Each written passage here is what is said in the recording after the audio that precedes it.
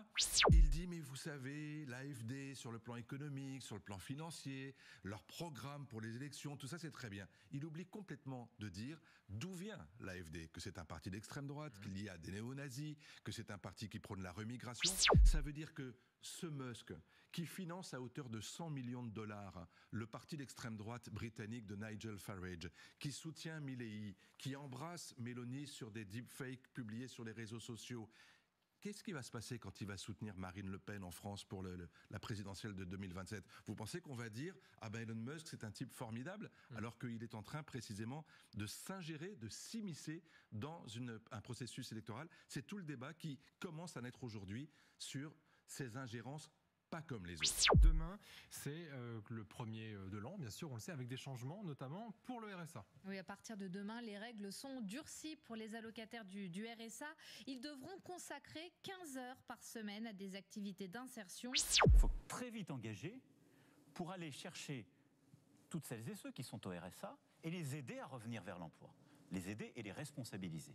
Et ça, ce sera dans les réformes les plus importantes à venir, c'est-à-dire droits et devoirs renforcés pour les bénéficiaires du RSA, mieux les former et les accompagner, régler parfois les problèmes de logement, de garde d'enfants, de transport, mais faire revenir à l'emploi des gens aujourd'hui qui n'y sont pas, parfois depuis des années ou des dizaines d'années, au moment même où on a des besoins. Donc il signe un contrat d'engagement qui veut dire qu'ils s'engagent à rechercher un emploi, évidemment, qu'ils vont faire 15 à 20 heures d'activité hebdomadaire et bien voilà, les devoirs qui sont renforcés et puis les droits dans la mesure où ils ont droit à un accompagnement renforcé pour la recherche d'emploi et que s'ils ne respectent pas ce contrat d'engagement, les aides sont suspendues.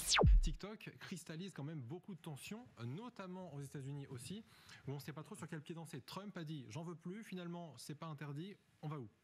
Trump, en fait, demande à la Cour suprême de repousser de 3 mois l'interdiction faite à TikTok de pouvoir exercer son métier sur le sol américain. Jusqu'à présent, les élus républicains et démocrates ont fait voter une loi au Congrès, l'une des rares à être transpartisane, pour dire c'est pas possible que TikTok, une arme chinoise, puisse continuer à exercer autant d'influence dans notre société démocratique américaine. Et donc, Trump dit j'étais contre TikTok, mais aujourd'hui, je veux me garder un levier de négociation avec les Chinois dès que j'aurai démarré ma présidence le 20 janvier. Et donc, c'est la raison pour laquelle il demande à la Cour suprême un nouveau délai. Et bonjour, bonsoir, salut à toutes et à tous, ici Riger. Alors, on se retrouve pour une vidéo qui est un peu spéciale pour moi, dans le sens où je suis en train de revoir complètement ma manière de travailler et comment est-ce que j'ai abordé ma chaîne YouTube au cours de ces 2 années qui se sont écoulées depuis ma reprise de vidéo. Donc déjà, toujours la footbook. Bon, toujours trop court devant pour faire les tresses, donc on attend encore un peu, c'est pas grave, c'est que des cheveux, c'est la puissance d'Hercule qui circule dans mes veines, mon sang de Saiyan qui surgit. Donc du coup, ouais, il s'est passé pas mal de trucs. Alors ce matin, je me suis réveillé vers les coups de 5 heures du matin, j'étais déter, je me suis dit, oh, je me réveille. Et après, je me suis dit, putain, mais qu'est-ce que je fais? Alors, j'ai fumé quelques cigarettes, bu quelques cafés, et j'ai commencé à regarder les infos, histoire un peu de rester attentif. Ça fait un moment que j'ai pas proposé de vidéo review actualité. Bah, pour être honnête, je sais pas trop quoi vous dire, dans le sens où je commence un peu à être, comment dire, je me sens plus autant concerné par tout ce qui se passe aux informations que j'ai pu l'être par le passé. Il y a quelques points que je peux aborder, là vous avez vu avec les extraits que j'ai mis en début de vidéo. Déjà pour commencer, je me rends bien compte du danger Elon Musk en fait, pas parce qu'il va financer l'extrême droite, mais parce qu'il cherche à acquérir le maximum de pouvoir. Le mec, c'est déjà l'homme le plus riche du monde, avec 251,2 milliards, je crois. Les chiffres exacts, je les ai pas en tête, mais ça dépasse les 250 milliards de dollars de fonds. Ensuite, il a été très impliqué dans le parcours présidentiel de Donald Trump. Et d'après ce que j'ai pu voir sur Wikipédia, il a même été nommé à un nouveau ministère de efficacité gouvernementale, un truc un peu chelou. Et moi, ça m'inquiète un peu, parce que Elon Musk, je vais pas vous mentir, pour moi c'est un personnage. Je trouve que c'est un peu notre contrefaçon de Tony Stark. C'est-à-dire, le MCU, il a Tony Stark, la réalité, elle a Elon Musk. Le mec, s'il pouvait mettre une armure pour aller affronter des terroristes, je suis sûr qu'il le ferait. En tout cas, il créerait les armures. Et Elon Musk, depuis quelques années, il commence un peu à se répandre dans tous les réseaux. Il a commencé avec des services du style, j'ai un peu regardé son histoire sur Wikipédia. Il a commencé par fonder une société avec son frère qu'il a revendu, puis ensuite il a investi dans un truc. Ensuite, il l'a revendu, puis il a réinvesti. En fait, c'est un businessman, Elon Musk. Et il est un peu avec SpaceX, avec Tesla, avec le réseau de... Surtout, hein, c'est très important d'en parler, le réseau X, Twitter. Sacré nom pour un réseau. Après, je crois qu'il tient beaucoup à cette lettre, Elon Musk. Hein. Ça a été le nom d'un de ses premiers sites. Et ça m'inquiète un peu de le voir devenir aussi influent dans la sphère politique, qu'elle soit américaine, donc USA, qu'elle soit états-unienne, ou qu'elle soit mondiale. Ça m'inquiète un peu parce que, pour être honnête, je pense qu'il n'a pas le discernement qu'il faut pour vraiment être un bon politicien. Je remets pas en question ses capacités de businessman. Même si le monde des businessmen, c'est un monde où l'honneur n'est pas toujours respecté. Dans le sens où tu peux mentir à tes clients en leur disant que bientôt vous allez aller sur Mars, alors que tu n'as aucune idée de comment est-ce qu'on pourrait mettre en place un tel voyage. Surtout que pendant le voyage, il y a les radiations du soleil qui vont tabasser les astronautes et ils vont arriver sur Mars avec un cancer, à part si on a des équipements qui les protègent des radiations. Et donc du coup, j'avoue que moi ça m'inquiète un peu. Alors ce matin aux infos, en fait, on parlait d'Elon Musk parce qu'il soutient le parti d'extrême droite d'Allemagne, l'AFP. L'AFD ou un truc du genre comme ça. Et en gros, bon, c'était des tweets polémiques où il disait oui, on n'est pas les méchants parce que regardez, on a une lesbienne avec une noire, des trucs un peu genre dispute de réseaux sociaux. Et en parallèle de ça, moi ce qui m'inquiète c'est qu'ils prennent plus d'influence, qu'ils prennent plus de pouvoir et surtout qu'avec autant d'argent, il est déjà quasiment à la place des dirigeants du monde dans le sens où il a une des industries, il a l'un des sites les plus influents dans lequel circule le plus d'informations et de désinformations qui est l'anciennement Twitter X. Et en plus de ça, il a des sociétés qui travaillent dans la technologie, notamment avec SpaceX et Tesla. Et donc, il est influent dans le monde de par les investissements qu'il fait dans ses business et par les produits qu'il propose à ses consommateurs. Il est déjà influent à ce niveau-là. Et il risque de prendre de plus en plus de place dans la sphère, dans l'écosystème mondial. Et c'est un peu un danger parce que ce qui a été initié par les personnes qui ont fait la Révolution française et par tous les peuples qui se sont révoltés contre leurs dirigeants de par le monde, c'est que réunir autant de pouvoir en une seule personne, c'est jamais un bon cocktail.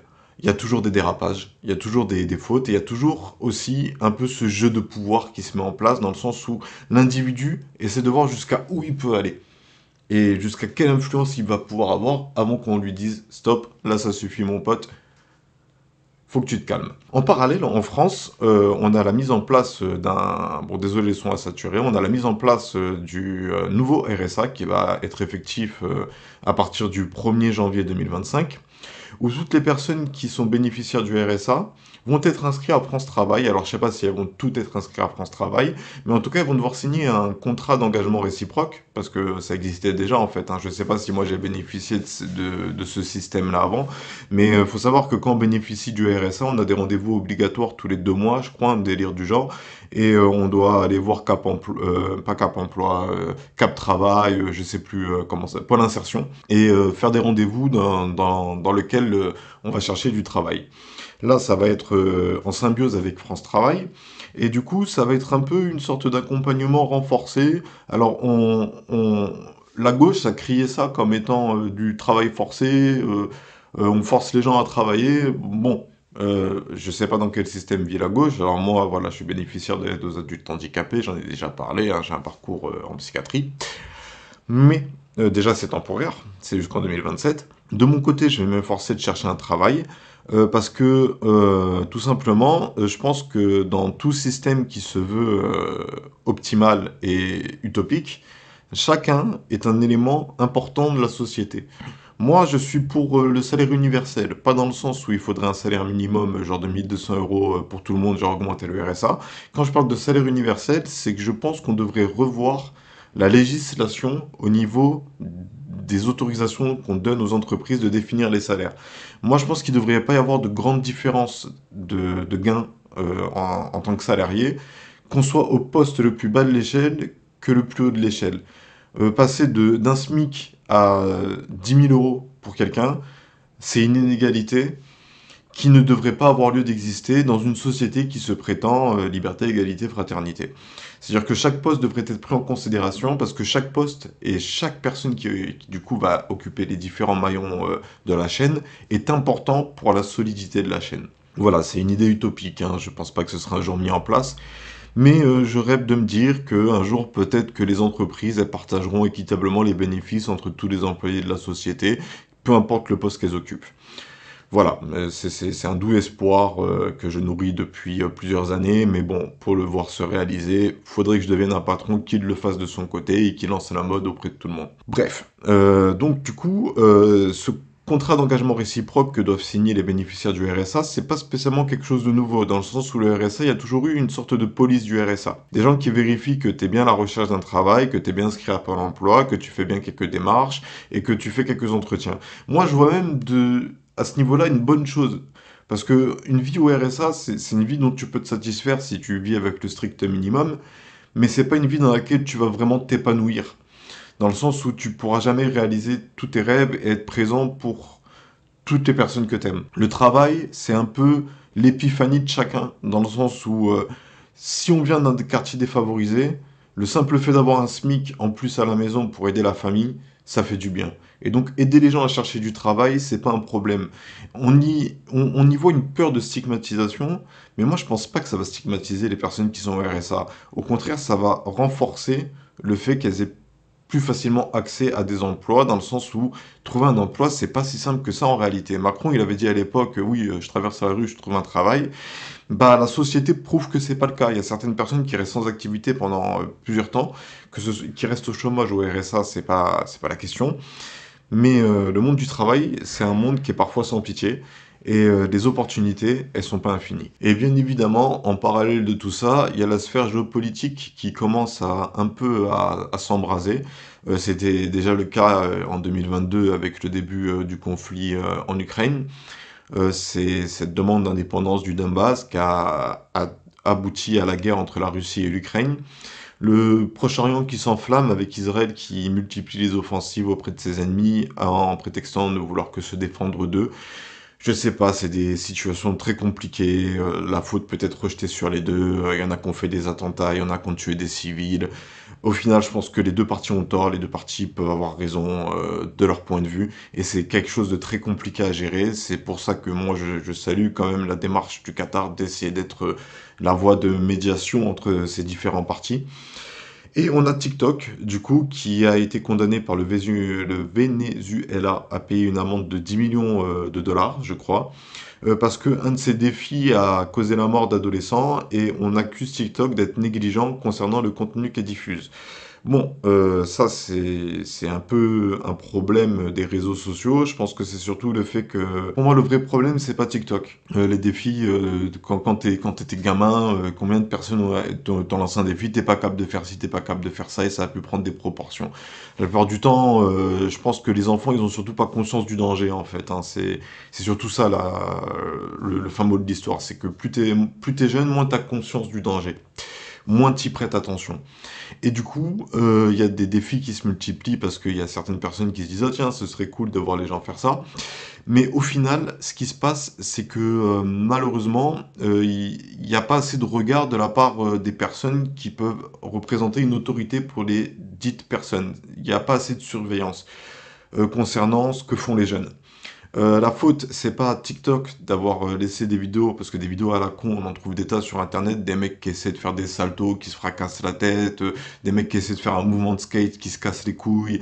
Depuis la nuit des temps, on peut tomber sur des dingueries en vidéo, depuis que on peut se filmer. Et du coup, moi, ce que je pense surtout, c'est qu'il faut garder un certain regard sur la jeunesse, et s'assurer qu'elle dérape pas, quoi. Et ça demande que nos aînés soient capables de repérer les dangers. Et donc, quand on voit sur TikTok quelque chose à la con, je pense que la meilleure solution, c'est de devenir actif sur TikTok et de signaler le contenu qu'on trouve dangereux, avec une nouvelle notion, contenu dangereux. Voilà, incite à se mettre en danger. Voilà. Bref, donc j'ai regardé les infos, et comme je vous disais en début de vidéo, on est un peu dans une nouvelle génération pour ma chaîne, dans le sens où je commence à réfléchir à comment je vais organiser ma manière de travailler afin de vous proposer du contenu. J'essaie de le rendre le plus professionnel qui m'est possible de vous l'offrir. Le décor ne m'y aide pas, d'ailleurs je viens de me rendre compte que derrière on voit le bordel vite fait de ma zone de bouffe. Et du coup voilà, donc moi de mon côté, j'essaie de faire mon chemin, j'essaie de faire ma place. Je commence un peu à perdre la flamme au niveau des let's play. J'avais enregistré un épisode qui n'a pas encore été posté sur la chaîne au moment où j'enregistre cette vidéo de Pokémon, où je joue un peu moins longtemps. Mais bientôt, je vais me prendre une box internet et je vais vous proposer des lives. Je sais pas juste quelle forme ils vont prendre, parce que j'aimerais pas juste faire du gaming ou juste faire des reviews. J'aimerais vraiment essayer de proposer quelque chose d'assez diversifié dans le type de contenu fourre-tout que je vous propose sur cette chaîne. Voilà, c'était le tour des infos de ce matin. Je vais pas m'enregistrer plus longtemps, je pense que la vidéo est assez longue et qu'elle est assez pertinente pour ce que j'ai à offrir. Faut rester attentif. Alors moi du coup de mon côté je regarde plus LCI que les autres, parce qu'au final les infos elles se répètent en boucle toute la journée, c'est assez relou d'ailleurs, hein. Et parfois elles creusent pas assez profondément un sujet qui pourrait être pertinent. Mais voilà, c'était le tour des infos, je pense que je vais me contenter de cette vidéo là. C'était Riger, je vous remercie d'avoir suivi cette vidéo. Si elle vous a plu, n'hésitez pas à mettre un like et n'hésitez pas à la partager. Et sur ce, je vous souhaite à tous un bon début d'année, et prenez soin de vous, Saint-Sylvestre et tout le bordel, et surtout, prenez soin de vos proches. Tchuss!